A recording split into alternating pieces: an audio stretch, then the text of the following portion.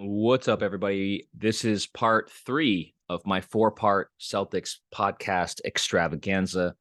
The last podcast I spent ranting about how much of a douchebag Ime Udoka is.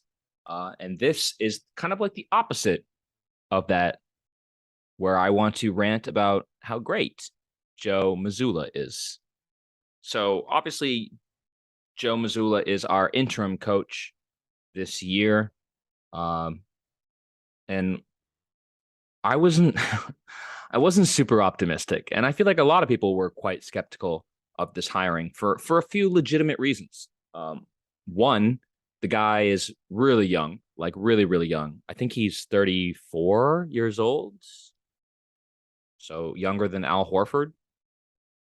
Two, he doesn't really have a track record. I don't think he's coached. I think the highest level he's coached at is for our G League affiliate. And so, you're taking a guy who's very young, who doesn't have that top level experience, and there's a lot of uncertainty there. And three, the third reason that I was skeptical is sounds like a weird reason to be skeptical, but I was familiar with Joe, and I knew that he had a really good relationship with the players, like close, like a buddy, like a friend, like a confidant. Like if things aren't going well, he's the guy you can go and talk to, and he'll listen. I didn't think that that was great. You know, we knew that Brad was like a really nice guy and kind of like a player's coach, and the players sort of tuned him out and kind of turned on him even towards the end. And then we bring in Udoka, who was like this hard ass, demanding accountability, throwing his players under the bus, not afraid to criticize them. That real tough love kind of coach. And it seemed to really work last year. And so then to go back to a coach who's like, I just didn't feel like he had that cachet, that ability to criticize the players or anything. And I worried that was going to, you know, negatively affect this team. Well, obviously it's too early to say, but if we have to like judge how good Mazzula is doing, Bazooka Joe, as I like to call him, if we have to judge how successful he's been to this point, he's been incredible. In fact, you could very easily make an argument that Joe Mazzula has been more successful than Ime Udoka was last year. And you have to think back to last year. This time last year, this team was a mess culturally. Marcus Smart was calling out the Jays for not passing the ball enough. They were losing. They were struggling to even be a 500 team.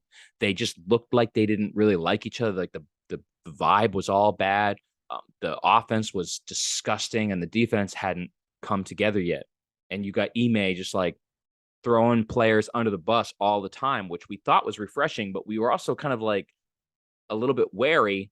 It wasn't really working yet. And yeah, flash forward to this year, Celtics are 12-3.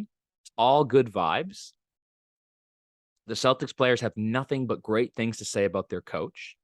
And it's not just lip service either. If you watch the product, if you watch these games on the floor, it's completely obvious that there is buy-in across the whole team into whatever it is that Mazzula is preaching, whatever it is that he's been getting them to commit to.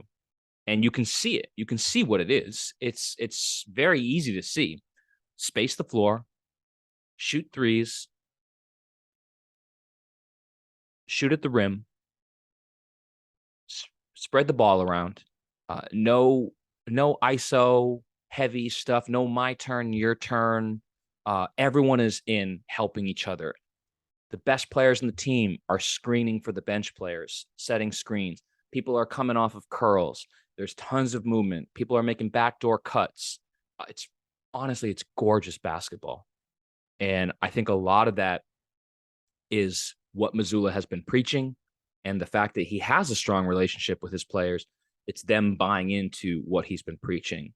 And that's amazing to see. And if you think about, again, comparing it back to Udoka, Udoka had to go through months of tense times before he got that full buy-in from his team. And it seems like Mazzula has full buy-in already.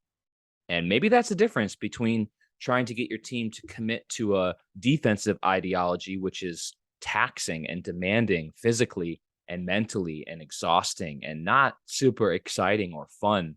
And the difference between committing to an offensive ideology, which is what Mazzula is doing, which is much more fun. Hey, who doesn't want to score 120 points per game? Who doesn't want to spread the ball around? Know that when you pass the ball, you're going to get it right back, or that if you give it up to somebody, that you can make a cut and you're going to get an easier basket in the end. It's incredible. And I got to say, I have been really pleasantly surprised with Mazzula. Gives really articulate post-game interviews. Yeah, I would say he's got two really good skills right now, and that's coaching and chewing gum.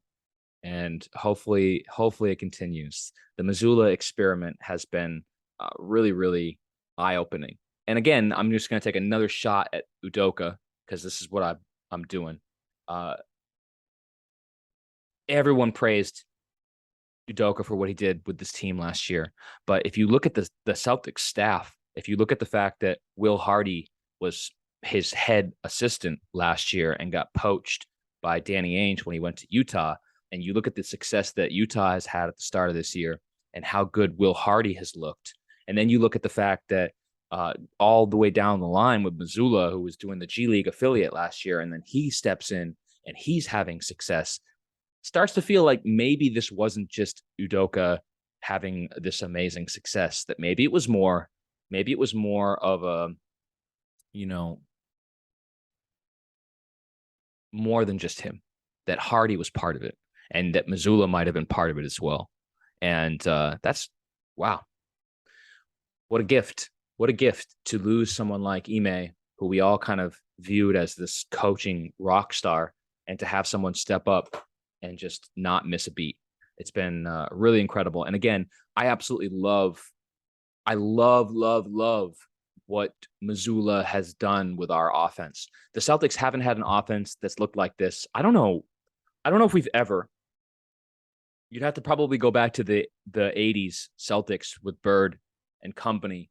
And I don't even know if it looked this good. This is the best looking offense I've ever seen from a Celtics team. And I know it's just, 15 games.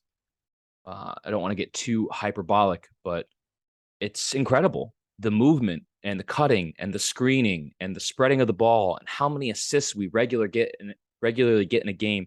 And the fact that we've been able to do that while also limiting turnovers, running, Tommy just so happy right now in his grave. The fact that the Celtics actually run sometimes, don't just walk the ball up the floor like Tatum was doing last year.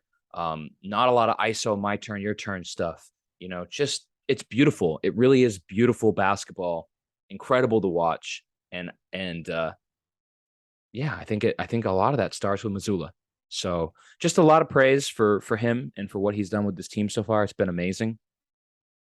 And yeah, I'm hoping this Udoka stuff will get sorted out sooner rather than later, so we can just ship him off to wherever. Let him go coach in China. Let him go coach Dwight Howard in Taiwan or something. And then let's just slap that head coach tag on Mazzula and pay the man. Because I think, again, it's probably premature, but I feel like he's earned it. And yeah, that's it. Just wanted to have a little praise party for Bazooka Joe. And hope he can continue his success. All right. That's it for part 3. I'll see you next time on part 4.